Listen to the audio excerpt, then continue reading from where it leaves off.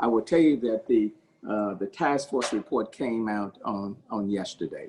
It's roughly about 150 pages. There are 104 recommendations that have been made as relates to policing reform. Within that, they identified, and Bishop Dixon asked what are some of the toughest recommendations that have been put forward.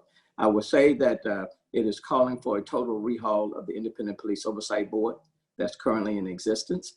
And I've already indicated that Independent Police Oversight Board will be recomposed. And they are recommending a hybrid version of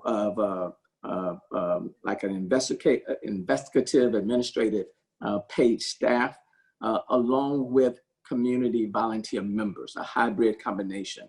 That doesn't exist right now, and we're looking at doing just that.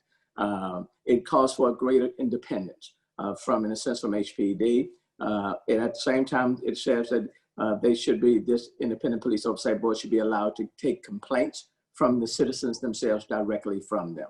And so we're looking at those changes and those recommendations that they have made. The report also talks about what we just talked about, and that's crisis intervention, about expanding the crisis intervention teams. Now, I will tell you, it applauds the crisis intervention teams that HPD currently has, but it says that we need more.